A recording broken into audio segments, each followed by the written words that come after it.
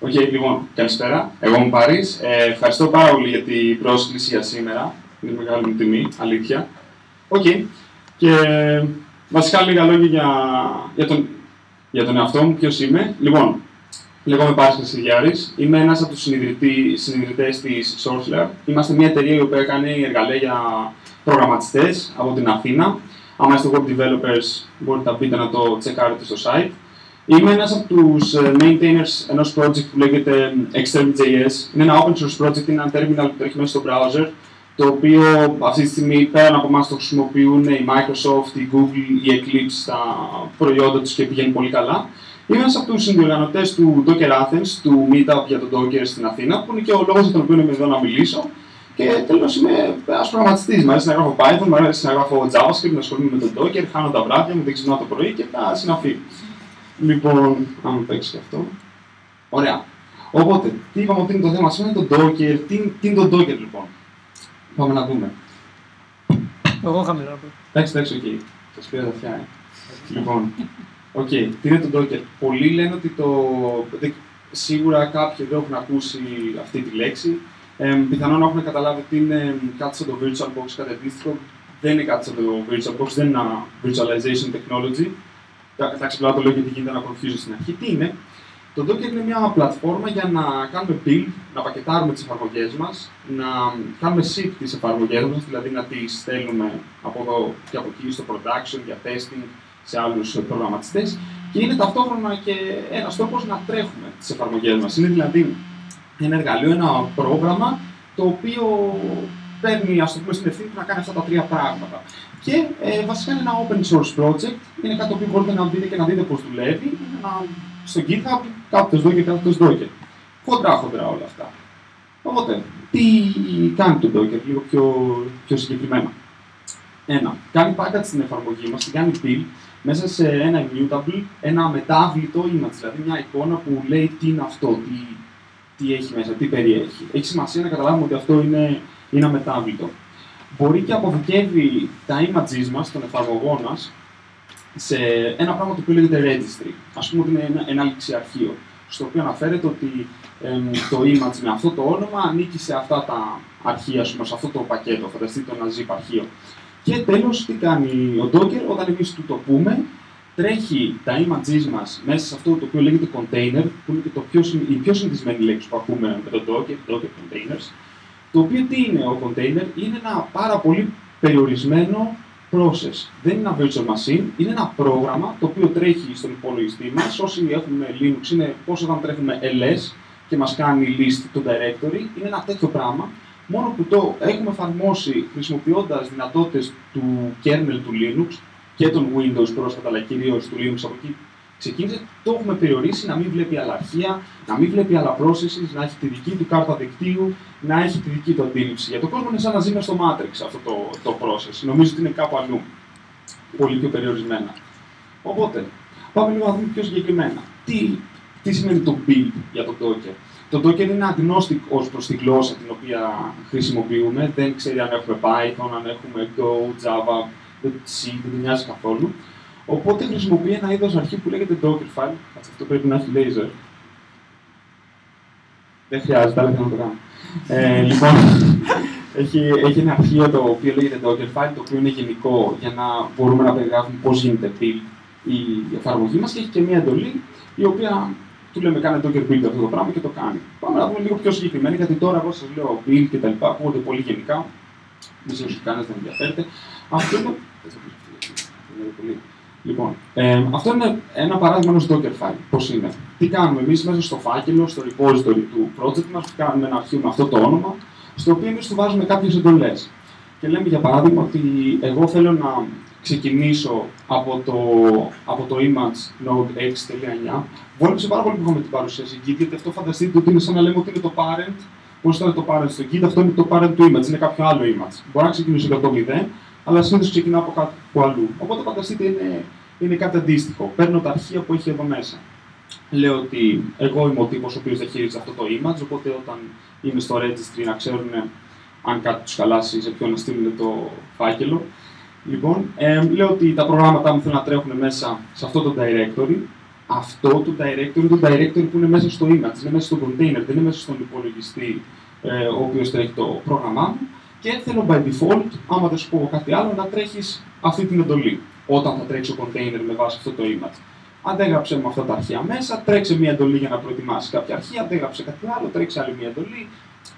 Είναι ένα τέτοιο συντακτικό. Τέλος πάντων, του λες να κάνει πράγματα. Αντέγραψε αρχεία, βάλει αρχεία, τρέξει εντολές και όλα αυτά, αφού τα τρέξει όλα αυτά, έχει φτάσει σε ένα file system που είναι συγκεκριμένο, το πακετάρει μέσα σε ένα image, του δίνει ένα μοναδικό ID και εγώ είμαι σε θέση τώρα να το διαμοιραστώ με τους άλλους. Οπότε, παρακάτω πώς κάνω εγώ build, έστω ότι είμαι στον υπολογιστή Α, είμαι σε έναν υπολογιστή, έχω το command line μου, είμαι μέσα στο φάκελο αυτή τη στιγμή που έχει το Docker file και λέω Docker, build, βάλε αυτό το tag, αυτό το όνομα, πρέπει να έχει αυτή τη μορφή user κάθετος, όνομα rep, ας πούμε, κάπως.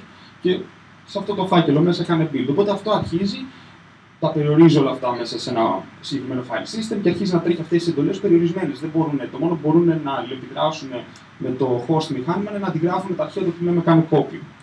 Οπότε είναι μια πλήρως ασφαλής εντολή. Οπότε, δεύτερο κομμάτι. Τι είπαμε ότι κάνει το Docker? Είπαμε ότι κάνει ship, δηλαδή στέλνει τα images μας από εδώ και από εκεί. Τι γίνεται? Εγώ αφού του έκανα build όλα αυτά τα πράγματα και τρέξαν εντολές, κατέληξα σε ένα zip, ας πούμε, κάπως έτσι, που είναι ένα zip που έχει όλα τα αρχεία του image που χρειάζονται. Εγώ μπορώ αυτά να τα στείλω στο registry του Docker. Το default registry είναι το docker.io, δεν θυμάμαι ποιο είναι το URL, δεν έχει σημασία. Και εγώ τότε που κάνω Docker push, ορίστε, Docker Hub, αλλά δεν ξέρω μήπως το... Είναι ακριβώς το κανονικό. Αλλά δεν έχει σημασία. Εγώ θα του πω Docker push Paris Larissa. Αυτό το οποίο έκανα πριν build με το tag Paris Larissa, θα πάρει αυτό το zip και θα το στείλει στο default URL που είναι. Εγώ μπορώ να του πω να το στείλει και σε άλλα URLs, είναι open source το registry, οπότε δεν με ενδιαφέρει. Οπότε εγώ με το που το στείλω αυτό εκεί, αυτό είναι διαθέσιμο να το πάρει κάποιος να το κάνει pull και να το τρέξει. Και ακριβώς αυτό το πράγμα είναι κάποιος στον υπολογιστή B, ο οποίος είναι συνδεδεμένος στο registry και κάνει Docker pull του Paris Larissa. Πολύ ωραία. Λοιπόν, βάστε, τώρα θα το δούμε κιόλας πώς δουλεύει. Στη συνέχεια, πώς τρέχω κάτι, λέω, θέλω. Λοιπόν, λέω, θέλω Docker, τρέξε μου αυτό το image και θέλω, βάζω κάποια flags, τα οποία στη δικιά μου περίπτωση σημαίνουν θέλω να μου καρφώσει ένα terminal σε αυτό το οποίο θα τρέξεις, να μου ενεργοποιήσει το STD για να αλληλεπιδρώ μαζί και κάνω expose και όλα τα ports. Οπότε αυτό, όταν εμείς τρέχουμε κάτι by default, το Docker δεν ανοίγει πόρτες, είναι όλο σε ένα δικό του περιορισμένο περιβάλλον για λόγους ασφαλείας. Αλλά άμα θέλω μπορώ να του πω δώσ' του access σε κάποιες πόρτες να μπορεί να τις χρησιμοποιεί. Οπότε εγώ τίποτα, κάνω αυτό. Αφού το έχω κάνει pull το image από το προηγούμενο step, το οποίο είδαμε, εγώ είμαι σε θέση τώρα αυτό το οποίο έχω τραβήξει να το τρέξω. Οπότε, γιατί όμως? Πήγα εγώ, σας έδειξα 2-3 πραγματάκια τώρα και πολύ πιθανό μπορεί να σκέφτεστε γιατί να καθίσω να το κάνω όλο αυτό. Ναι, είδαμε πώς δουλεύει, είδαμε τι είναι, αλλά δεν καταλαβαίνω. Λοιπόν, το πρώτο πράγμα το οποίο αποφεύγεις με το Docker είναι αυτό το οποίο λένε dependency hell. Τι είναι αυτό? Όσοι έχουν εφαρμογές οι οποίες τρέχουν στο production, είμαι σίγουρος ότι έχει τύχει κάποια στιγμή, ενώ κάνετε, για παράδειγμα, στο ότι δουλεύετε σε Ubuntu, ενώ κάνετε develop, να έχετε κάνει upgrade κάποια βιβλιοθήκη, η οποία χρειάζεται και στο production, και έχετε ξεχάσει αυτή να την βάλετε στο production πριν κάνετε deploy την καινούργια έκδοση, και με το που κάνεις deploy, γίνεται ο χαμός και δεν σκάνε όλα. Με το Docker δεν μας ενδιαφέρουν καθόλου τι dependencies χρειάζεται η δική μου εφαρμογή, γιατί αυτά είναι προδιαγεγραμμένα μέσα στο Docker file και μόλις εγώ έκανα build έχουν πακεταριστεί όλα εκεί μέσα. Το μόνο που χρειάζεται ο server στον οποίο θα τρέξει αυτό το οποίο έχω προδιαγράψει είναι να έχει το Docker.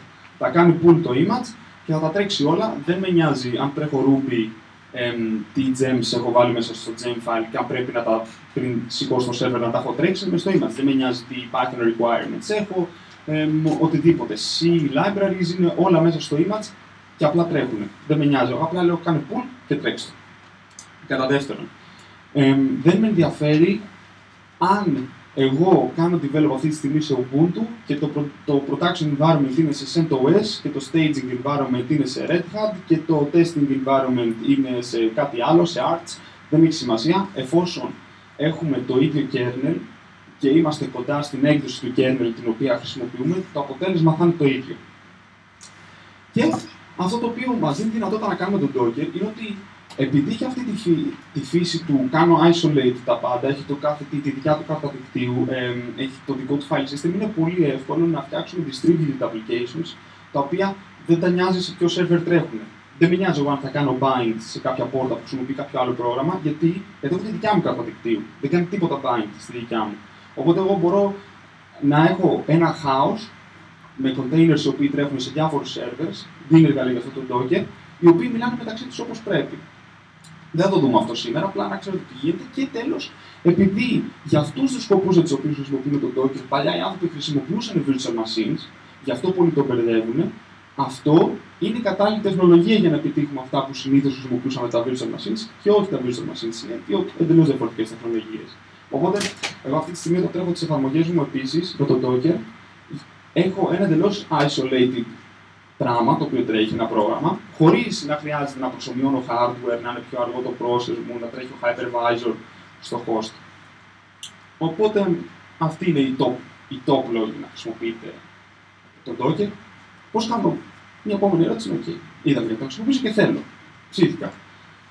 Πώς κάνω deploy πλέον, πώς τρέχω την εφαρμογή μου στο production αφού το έχω αποφασίσει να χρησιμοποιήσω το Docker.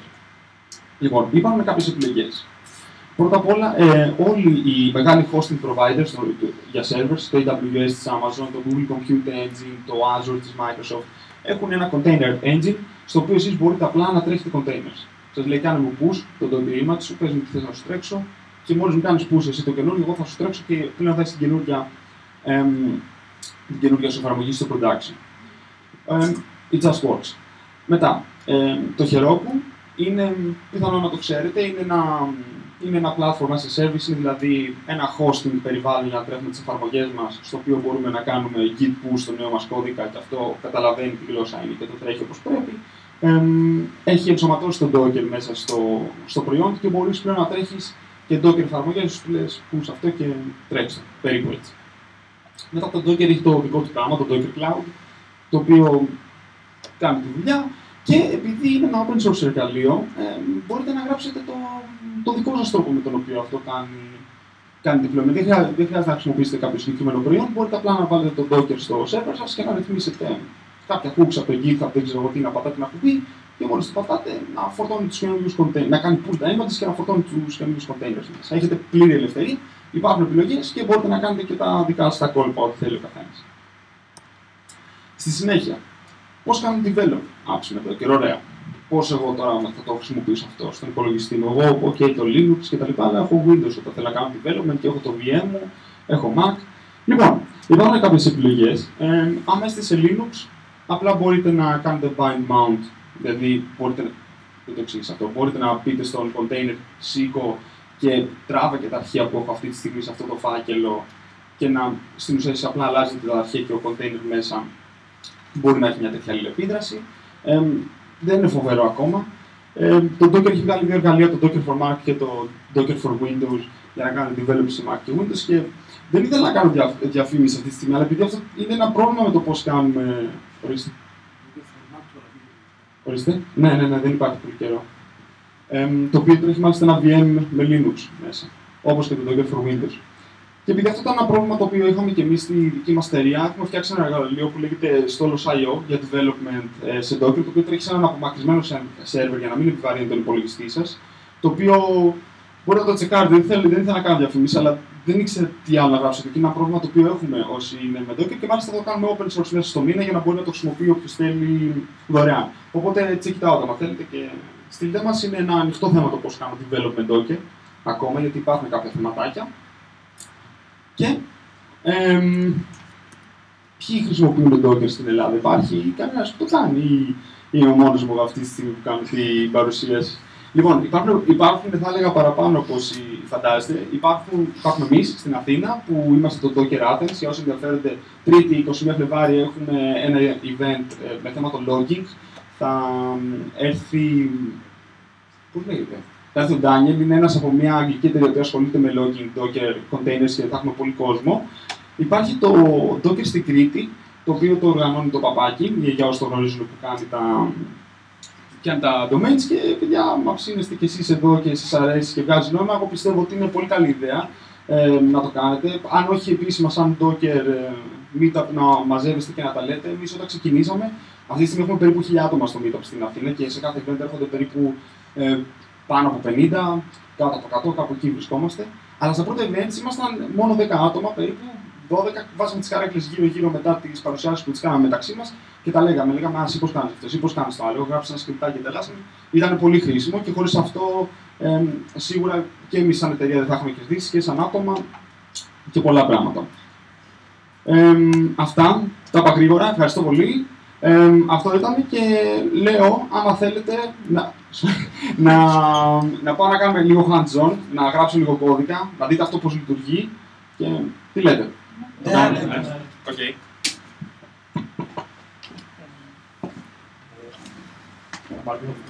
Ναι. Να σου πω. Μαγκιά θα είναι και μετά από εδώ. Για να το βλέπω εκεί. Όχι. Αν βάλεις την projector πώς πάει εδώ. Α, να βάλω την κάμερα. Εννοείς. Ναι, βάλει την κάμερα. Έχεις εσύ μπάλα πάρει και θα το... Μοντάρι. Λοιπόν, Το μικρόφωνο είναι θέμα, είναι θέμα. Θα το βολέψουμε. Α, από εκεί παίζει ήδη, οπότε τζάβα του κυνηγάω. Μπορούμε να το... Εντάξει. Λοιπόν, όχι, μια χαρά είναι. Λοιπόν, οπότε πάμε να δούμε τώρα πώς δουλεύει αυτό. Εγώ έχω εδώ ένα κενό φάκελο, για όσοι δεν το βλέπουν, και θέλω να φτιάξω ένα πρόγραμμα το οποίο θα λέει Hello Larissa, δεν λέει τίποτα άλλο. Οπότε, πώς θα το κάνω πλάκα-πλάκα. Λοιπόν, ορίστε. Όχι, μωρή, εντάξει, το έχω. Τι θα κάνω, θα κάνω ένα αρχείο. Πώς να το κάνω. Οκ, ναι. Λοιπόν, ας το σκεφτώ.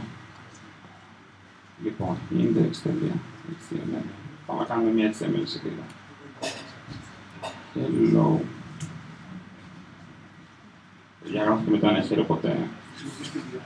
Βεβαίως. Λοιπόν, έκανα ένα αρχείο που λέει Hello Larissa. Θέλω κάπως να το σερβίρω αυτό. Πώς θα το κάνω. Λογικά, άμα το κάνω με Python, και κάνω simple http server, λογικά το κάνει, τέλεια. Οπότε λογικά αν εγώ πάω και χτυπήσω εδώ, θα δείτε. Έλα. Τέλεια. Λοιπόν. Ευχαριστώ. Τέλεια. Οπότε αυτή τη στιγμή εγώ έκανα ένα πρόγραμμα, το έτρεξα εδώ, αλλά θέλω αυτό να μπορέσω να το μοιραστώ με τους. Φανταστείτε αυτό μπορεί να είναι πολύ πιο περίπλοκο. Θέλω να το μοιραστώ με άλλους developers, με την ομάδα μου, να το κάνω deploy στο production. Πώς το κάνω αυτό με Docker. Λοιπόν, πάω εδώ και κάνω ένα Docker file. Το οποίο τρέχει Python. Ναι. Μπορώ. Μπορούμε να... Κάνουμε ένα zoom το... Ένα λεπτό. Ωραία. Λοιπόν. Εγώ ξέρω ότι υπάρχει ένα Python image για την έκδοση 2.7, το οποίο έχει εγκατεστημένο μέσα ό,τι χρειάζομαι για να τρέξω Python και μόνο, οπότε είναι ένα μικρό σχετικά image. Θέλω να του πω να βάλει όλα μου τα αρχεία εδώ στο USR, SRC app, ας πούμε. Θα του πω ότι το workdir είναι αυτό, οπότε εδώ να τρέξει όλες τις εντολές. Και θα του πω και ότι η default εντολή του Docker είναι η Python simple http server. Αυτό, τελεία. Ωραία. Και έχω γράψει αυτό το φάκελο. Αυτό το Docker file, το οποίο λέει αυτά τα 5 πράγματα. Οπότε πάμε μία τώρα να το αποθηκεύσουμε. Το έχω αποθηκεύσει και θέλω να το φτιάξω. Οπότε Docker, build, τι. Ναι. Sorry, παιδιά. Docker, build, τι. Πάρεις, Larissa. Αυτά ακριβώς που έχεις δώσει εδώ. Οπότε, ναι, πρέπει να τρέχει. Sorry, παιδιά.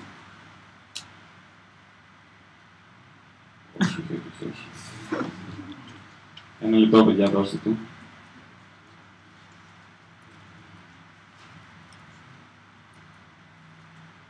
Ωραία. Οπότε πάμε. Docker build. Λοιπόν, δεν ξέρω αν βλέπετε τι κάνει, αλλά αυτό ξεκινάει και τρέχει τις εντολές μου μία προς μία. Και για κάθε στην ουσία εντολή την οποία τρέχει, φτιάχνει ένα state, όπως ήταν στο Git τα commits βασικά. Οπότε ξεκινάει, μου κάνει, καταλαβαίνω ότι αυτό πρέπει να ξεκινήσει από το image που λέγεται Python, πάει και βάζει τα αρχεία μου μέσα, θέτει το working directory εκεί που πρέπει, καθορίζει το command είναι το Python simple HTTP server, οπότε πάμε να δούμε τώρα τι γίνεται. Θέλω εγώ να κάνω docker run PI, λοιπόν, όπως είπαμε, πάρεις, θα τους λάρισα. Ωραία. Κάτι έγινε εδώ. Η πόρτα. Ορίστε. Η πόρτα. Θα το δούμε αυτό μισό λεπτάκι. Μισό λεπτάκι. Κάτι 100. Α, ναι, ωραία. Έκανα ένα λάθος λοιπόν στο command μου. Πάμε να το φτιάξουμε. Μισό λεπτό. Παιδιά, συμβαίνουν αυτά, ξέρετε. Live demo είναι, πάω να γράψω κώδικα εδώ. Από ταξίδι είμαι. Λοιπόν, πάμε να ξανακάνουμε λοιπόν build. Έφτιαξε λίγο το command. Λογικά θα παίξει. Λοιπόν, αυτό ξεκίνησε τώρα και λέει, ωραία, κάνω serve στο 0.0 στην πόρτα 8000, οπότε πάμε εδώ.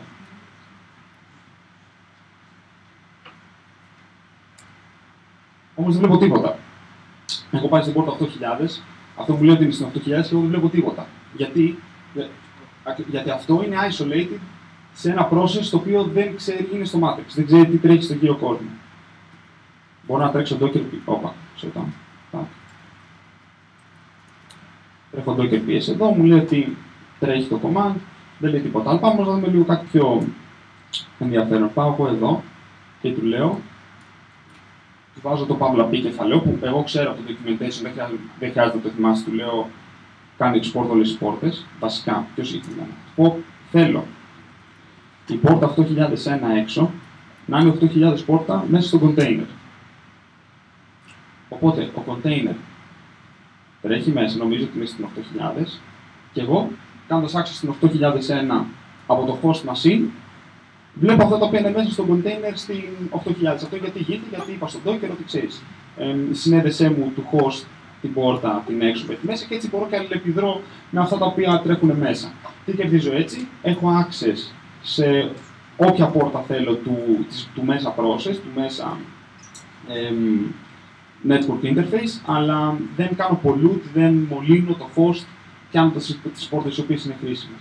Και αυτό που το είδα και παίζει, και είμαι εγώ χαρούμενος με αυτό το πράγμα, πάω να το κάνω push. Docker push, πάρεις, εντάξει. Λοιπόν, αυτό τι κάνει, ετοιμάζει αυτή τη στιγμή όλα τα steps τα οποία, ένα-ένα, όλα τα steps τα οποία είχα φτιάξει. Κάτι γίνεται, ναι. Τα κάνει όλα αυτά, build, τα μαζεύει σε ένα πράγμα και θα τα στείλει εν τέλει στο Docker Registry. Οπότε, όποιος αυτή τη στιγμή έχει υπολογιστή και θέλει στο σπίτι του, μπορεί να βάλει Docker, μπορεί να κάνει Docker pull, το πάρεις Larissa και θα το τρέξει. Δεν χρειάζεται να κάνει τίποτα. Αυτό θα γίνει απλά μόλις το έκανα τώρα και δεν γίνει. Οπότε, αυτό τώρα ήταν ένα πολύ απλό παράδειγμα. Ήταν ένα Python 2.7. Όσοι έχουμε Linux έχουμε Python 2.7 κατά πάσα πιθανότητα. Αλλά όταν αυτό γίνεται μια εφαρμογή η οποία έχει C dependencies μέσα, έχει περίεργα dependencies, χρησιμοποιεί πολλές πόρτες, θέλει να μην έχει πιάσει κάποια άλλη εφαρμογή την πόρτα 80 κτλ. Το Docker εκεί είναι που μας λύνει πραγματικά τα χέρια. Και το Docker δίνει και εργαλεία τα οποία μας δίνουν τη δυνατότητα να κάνουμε deploy ολόκληρα stacks. Δεν χρειάζεται να τα δείξω αυτή τη στιγμή. Ωραία, θα το δείξω, δεν μπορώ. Αυτό είναι ένα εργαλείο το οποίο εμείς έχουμε, ένα open source εργαλείο, το οποίο χρειάζεται πολλά πράγματα να τρέχει και μπορώ να φτιάξω ένα τέτοιο αρχείο, δεν θα το δούμε τώρα όλο, το οποίο λέει ότι χρειάζομαι ένα service το οποίο λέγεται web, χρειάζομαι αυτό το περιβάλλον, χρειάζομαι αυτές τις πόρτες, θέλω να ακούω στο άλλο service, μπορώ να κάνω πολύ περίπλοκα πράγματα, δεν έχει σημασία, και να ορίσω ένα ολόκληρο distributed σύστημα πώς παίζει και ακόμα και με τον Docker να το κάνω αυτό deploy από το laptop μου μέχρι 5-10 servers, 100 σε διαφορετικά data centers με ευκολία. Οπότε, εγώ αυτά είχα να πω. Ευχαριστώ πάρα πολύ για την παρουσία σας. ερώτης. Ελπίζω να μην σας κούρασα, γιατί είναι και χαμηλά τα φώτα. Έχετε ώρα για φαγητό. Ορίστε. Όχι, γιατί ο κάθε Docker container έχει το δικό του network interface και εσύ το ποιος θα... Όταν εσύ θα του πεις, ξέρω εγώ, θέλω η έξω πόρτα αυτή να είναι αυτή μέσα, είσαι administrator. Οπότε έχεις την ευθύνη. Σε κάθε περίπτωση, όταν θα το τρέχεις αυτό, όταν θα έτρεχες το πρόγραμμα χωρίς Docker, θα έχεις πολύ λιγότερο έλεγχο στο τι κάνει bind σε ποια πόρτα. Άλλοι? Ορίστε. Πριν στο παράδειγμα που έκανες, έδωσες κάποιες εντολές from directory και στο τέλος το CMD όπου έτρεχες κάτι. Ναι. Αυτές τρέχουν κάθε φορά στο run ή κάποιες γίνονται στο build, φτιάχνετε το image? Όλες γίνονται στο build αυτές οι εντολές και ετοιμάζεται ένα file system το οποίο μπαίνει σε ένα tar κανονικά, γίνεται ένα file system και ετοιμάζονται και κάποια metadata. Όπως π.χ. δεν τα χρησιμοποιήσα εγώ, αλλά ποιες πόρτες χρειάζομαι. Αυτές δεν γίνονται αυτόματα expose, αλλά εσύ το δηλώνεις ποιες χρειάζομαι. Μπορείς να πεις ότι αυτή είναι η default εντολή. Το CMD, όλα αυτά είναι metadata. Οπότε όταν εσύ πας και τρέχεις στον Docker container, αυτό παίρνει το file system, σηκώνει ένα process, βάζει το process να βλέπει μόνο αυτό το file system, σαν να είναι το root, και μετά ανάλογα με τα metadata κάνει και άλλα πράγματα. Τρέχει τη default εντολή. Η CMD που έδωσες είναι η default εντολή. Ακριβώς, ναι. Θα πρέπει να τρέχει κάθε φορά που ξεκινάει ένα container. Ναι, η εντολή CMD που είναι στο Dockerfile τρέχει μόνο build για να καταγράψει ότι αυτή είναι η default εντολή. Όταν εσύ τρέχεις στον container, αυτό είναι καταγεγραμμένο στα metadata του image, αυτή είναι η default εντολή, δεν το καθορίζει εκείνη τη στιγμή ποια είναι. Ναι. Και όταν εσύ το τρέχεις, λέει υπάρχει από default εντολή. Ναι. Αν υπάρχει, τρέχει. Διαφορετικά, περιμένω το χρήστη να μου δώσει. Ορίστε. Μπορούσε αυτό να γίνει και με LAMP, να έχεις ένα τέτοιο LAMP ή... Ναι, γίνεται, αλλά αυτό το οποίο προτείνουν είναι πως επειδή έχεις αυτό το επίπεδο isolation. Ναι, sorry. Το ερώτημα ήταν αν μπορώ εγώ σε Docker να σηκώσω ένα ολόκληρο LAMP. Linux, Apache, MySQL, PHP, σωστά. Ναι, γίνεται. Ο σωστός τρόπος να το κάνεις με το Docker, επειδή σου δίνει αυτή τη δυνατότητα, είναι να σηκώσεις έναν container ο οποίος θα είναι ο Apache σου, με την PHP φορτωμένη και όχι, ανάλογα πώς το κάνεις. Δύο, θα σηκώσεις ένα container ο οποίος είναι MySQL και αυτά. Και όλα αυτά θα δηλώσει ένα αρχείο άλλο που έχει το Docker. Οπότε, ναι, το κάνεις, μπορεί να κάνεις πολύ πιο περίπλοκα πράγματα. Σε σχέση με την απόδοση, αν ήταν κατευθείαν φορτωμένο στο σύστημα, ενώ στο Docker, ποια είναι? Ακριβώς αυτό είναι που κερδίζει το Docker εναντίον των VMs. Δεν κάνει τίποτα virtualize. Τίποτα δεν είναι virtualized, μόνο η κάρτα δικτύου, το οποίο είναι πολύ γρήγορο γιατί πλέον όλο το networking του Docker τρέχει μέσα στο kernel του Linux, δεν είναι userland, οπότε είναι απλά περιορισμένα processes. Έχουν access στα ίδια πράγματα. Το file system γράφει φωτό. Μισό το είδα πρώτα τότε. Ορίστε. Σχετικά με το αυτό που είπατε, ότι αν πάμε production developers και θα παραμείνουν στα χαράκια βιβλιοθήκες. Τώρα κάνεις στην Python που φαντάζομαι είναι common. Αν είχες με custom. Python. Custom μια βιβλιοθήκη που δείχνει τόσο Python και τόσο τον γνωστό με τους Python γλωσσών. Πώς θα την έπαιρνες από τον άλλο server? Θα πρέπει κάτι όχι. Όχι το άλλο server. Όταν εγώ θα δείξω το δικό στο Docker, πρέπει να είναι... Οκ. Εσύ όταν φτιάχνεις ένα καινούργιο Docker image, μέσω ενός... Πολύ περισσότερο με κάνει κάτι βάζουμε, θα φύγουμε σε πιο επίπεδο εταιρικό, που δεν θα πάμε σε server γνώστο, θα πάμε σε ιδιωτικό server, σε private κομμάτι, πρέπει να είμαστε τελείως. Ναι. Οκ. Ναι. Η ερώτηση είναι, OK, με την Python είναι εύκολο, αλλά τι γίνεται όταν έχω μια περίεργη βιβλιοθήκη και όταν θέλω όλα αυτά να τα τρέξω, όχι σε ένα public cloud, αλλά στους servers εταιρείας με τους κλειστούς, πώς εγώ εξασφαλίζω ότι μεταφέρονται τα πράγματα σωστά. Λοιπόν, ό,τι τρέχει, ωραία, πάμε να δούμε πώς λειτουργεί. Ό,τι τρέχει μέσα στο Dockerfile, τρέχει μέσα σε containers συγκεκριμένους. Εσύ το Dockerfile, όταν η πρώτη εντολή που βάζεις είναι επάνω σε ποιο image βασίζεσαι ή στο scratch, δηλαδή στο τίποτα. Στην αρχή, οπότε ξεκινάς με ένα κενό file system. Λοιπόν, αν εσύ βασίζεσαι, υπάρχει ένα image το οποίο λέγεται Ubuntu. που είναι το βασικό image του boot για να τρέχει μέσα τις εντολές σου. Άμα εσύ βασίζεσαι στο boot του, έχεις apt-get. Οπότε κάθε apt-get το οποίο τρέχεις και κάνεις install μια βιβλιοθήκη, δεν το λέει κάνουμε install στις βιβλιοθήκες, αυτή καταγράφεται στο file system του image. Οπότε μόλις τελειώσει το building, το image είναι ένα artifact, είναι δηλαδή ένα tar, ένα zip, ένα αποστέσιο πεζό, το οποίο έχει μέσα όλο, σαν να λέμε, το λειτουργικό σύστημα, αυτό που έχει στρέψει τα πάντα. Συν τα metadata, ποιες πόρτες χρειάζομαι, ποια volumes χρειάζομαι, οτιδήποτε μπορεί να είναι. Οπότε εσύ αυτό το πράγμα μπορεί να το κάνεις push σε ένα registry, είναι open source το registry, το οποίο έχει σηκώσει σε κάποιο δικό σου server. Και εσύ μετά να πει κάνε pull αυτό το image από αυτό το registry και να το τρέξεις. Το image έχει τα πάντα μέσα. Οπότε εσύ το image, όταν θα πεις Docker run, η εταιρεία μου κάθεται η εφαρμογή μου, αυτό μέσα πρέπει να έχει όλα τα dependencies. Πρέπει να κάνει ένα get με wget με τα κατεβάσεις, τα πάντα. Ορίστε. Θα μας πεις δύο πράγματα για το systems, διαφάνιση για... Λοιπόν, ναι, αυτό είναι ένα από τα πολύ μεγάλα ερωτήματα τα οποία υπάρχουν. Πώς εγώ διαχειρίζομαι τα δεδομένα με το Docker. Άμα έχω μια βάση δεδομένων, τι κάνω. Εγώ μπορεί να θέλω να σηκώνω container συνέχεια, αλλά τα δεδομένα μου θέλω να είναι ίδια. Να πούμε ότι αν κάνεις Docker στο Ναι, μπράβο. Εγώ αν διαγράψω το container, μπορώ να το σταματήσω και να το διαγράψω. Αν το διαγράψω, τα χάσα όλα. Ό,τι έχει μέσα container έφυγε. Λοιπόν, οπότε τι γίνεται όταν εγώ θέλω να. Για παράδειγμα, έχω μια MySQL βάση δεδομένων που τρέχει στην έκδοση Χ και θέλω να κάνω update στην έκδοση Χ,ψ, στην οποία φτιάξω ένα κενό ασφαλείας. Πώς εγώ, αφού όταν διαγράψω το container, διασφαλίζω τα δεδομένα που θα είναι εκεί. Γι' αυτό τον λόγο, οι containers έχουν μια οντότητα, μια έννοια που λέγεται volumes. Που τι λέει, λέει για αυτό τον εσωτερικό φάκελο μέσα στο container, τράβα τα αρχεία, συνέδεσέ το με αυτό το φάκελο που είναι έξω στο hosting μηχάνημα. Οπότε τι κάνω εγώ σε αυτή την περίπτωση, λέω ότι στο φάκελο κάθετος opt κάθετος MySQL του host έχω τα αρχεία της MySQL. Οπότε όλοι οι MySQL containers θέλω να παίρνουν ένα volume από εκεί έξω και να το βάζουν στο φάκελο μέσα στο container, /var/MySQL, bla bla. Τι γίνεται, φαντάζομαι, όταν θέλω να πώς διασφαλίζω ότι αυτά είναι ασφαλή, δεν έχει απαντηθεί ακόμα ερώτηση. Αγόρασε μια εταιρεία το Docker τώρα για να φτιάξει αυτό, οπότε φαντάζομαι κάτι μπορεί να εμφανιστεί, αλλά αυτό είναι το καλύτερο που υπάρχει αυτή τη στιγμή. Αλλά σε κάθε περίπτωση, αυτό είναι τουλάχιστον εξίσου ισχυρό αυτό το οποίο είχες πριν. Είχες απλά ένα server με τα δεδομένα σου. Και τώρα πάρεις ένα server, απλά το MySQL process έχει containerized. Αυτό. Ορίστε. Είπες όμως ότι κάνεις εισαγωγή του εξωτερικού volume μέσα ή απλά το κάνεις bind. Το κάνει bind. Το κάνει bind. Ναι, ναι.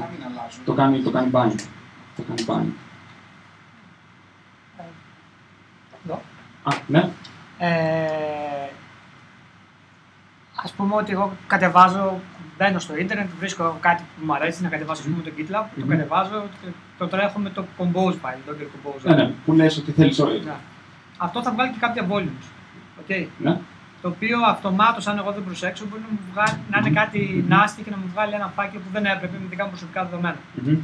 Αυτή η πιθανότητα υπάρχει από το Docker file απευθείας. Δηλαδή, αφήνουμε το compose, το Docker file δεν μπορεί να διαβάσει το δικό μας το file system. Όχι. Το Docker file μπορεί να διαβάζει μόνο από το φάκελο στον οποίο είναι και μέσα.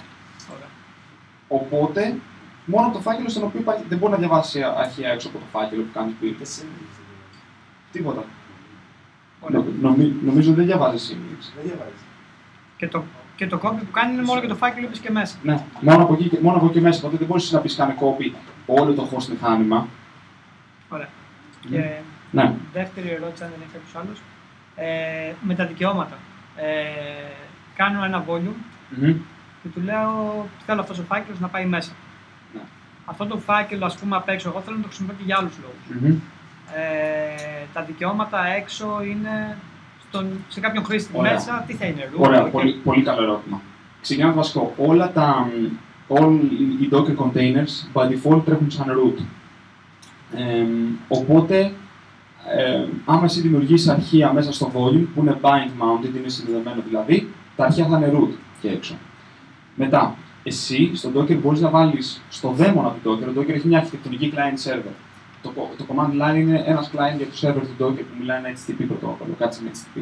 Εσύ μπορείς στο Docker daemon, πριν το σηκώσεις στο δαίμονα, να του πεις λοιπόν, δεν θέλω να έχεις root, θέλω αυτός ο οποίος νομίζει ότι είναι ο root μέσα, έξω να είναι ο χρήστης με αυτό το ID. Οπότε τότε τα αρχεία που θα δημιουργηθούν από τους containers θα έχουν αυτό το ID. Εσύ επίσης εννοείται στο κάθε container μπορείς να του λες να είναι άλλος χρήστης, δεν έχει θέμα, απλά έτσι ορίζει και το root. Τώρα, εσύ πας και κάνεις bind mount, ένα volume απ' έξω, μέσα. Συνήθως, αν είναι κενό το volume και αχρησιμοποιείτο, θα κοιτάξει ο μέσα φάκελος τι δικαιώματα έχει και θα δώσει αυτά τα δικαιώματα και στον έξω. Έτσι ώστε να μπορεί να γράψω μέσα. Γιατί για τον Docker δεν μπορεί να τρέχει σαν root και μπορεί να το κάνει αυτό σε κάθε περίπτωση. Οπότε τα αρχεία που θα γραφτούν εδώ θα, είναι θα έχουν το ίδιο UID απ' έξω. Τέλος, το Docker for Mac και το Docker for Windows βάζουν στο root μέσα να έχει το user ID που έχει ο χρήστης που τον κατέστησε στο host μηχάνημα. Οπότε εσύ, αν έχεις Mac, ο root του Docker είναι ο χρήστης που είσαι στο Mac κανονικά και δεν θα έχεις κανένα θέμα.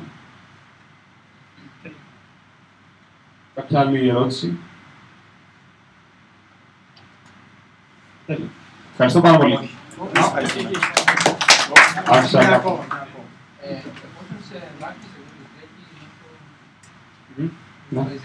Ναι.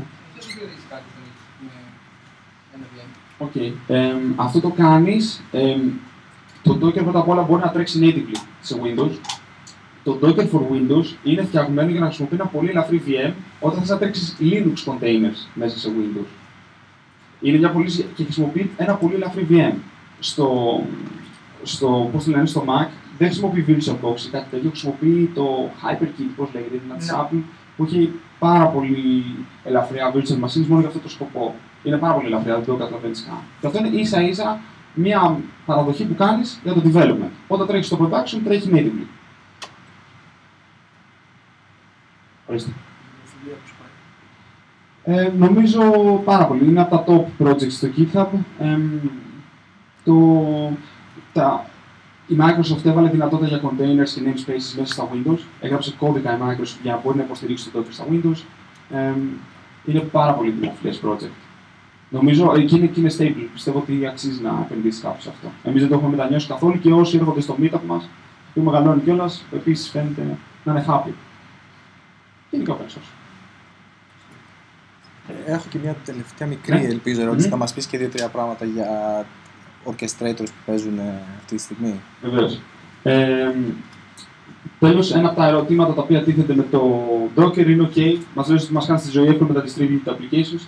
Τι γίνεται αν εγώ θέλω να τρέξω μια εφαρμογή που έχει ένα container MySQL, ένα container από την άλλη βάση, μια Mongo, ένα application server, Java, PHP, χαμός, σε πολλούς servers. Υπάρχει ένα εργαλείο που λέγεται Docker Swarm, το οποίο εγκαθιστά Docker servers, Docker engines όπως λέγονται, σε πολλούς servers, φροντίζει να τα συνδέει μεταξύ τους και να φαίνονται όλα αυτά σαν ένα. Εσύ κάνεις deploy τους containers και λες ότι αυτός χρειάζεται MySQL κτλ. Δεν σε νοιάζει ποια είναι σε ποιο server, το κάνει όλο αυτόματα.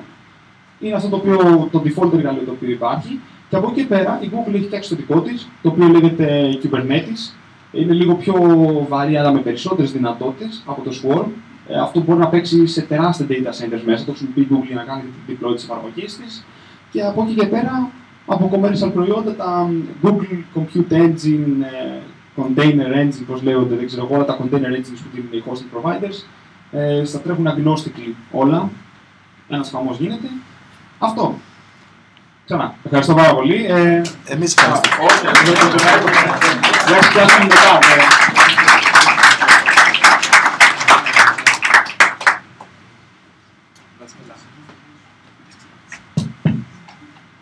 Λοιπόν, καταρχάς να πούμε ένα μεγάλο ευχαριστώ πάλι και στον Πάρη και στο Χάρη που μας κάνει τις παρουσιάσεις.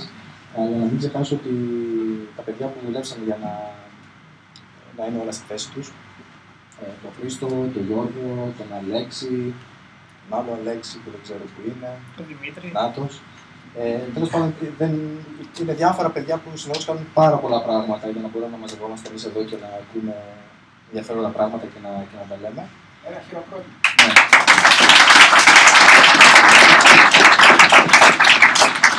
Και δεν φαίνονται κιόλας, δεν τρέπονται να σχολούν. Λοιπόν, τώρα, όποιος θέλει μπορεί να παραμείνει, βασικά έτσι κι αλλιώς να παραμείνει, γιατί θα κόψουμε δύο μεγάλες βασιλεύτες που έχουμε έξω. Και θα ακολουθήσουν μετά όποιος θέλει να κάτσει να πει μια μπύρα, να τα πούμε, να δούμε το Χάρη, τον Πάρη, να κάνουμε ερωτήσεις και μεταξύ μας να τα πούμε. Να φέρουμε μέσα τα... Να τα πω και εγώ. Μάλλον.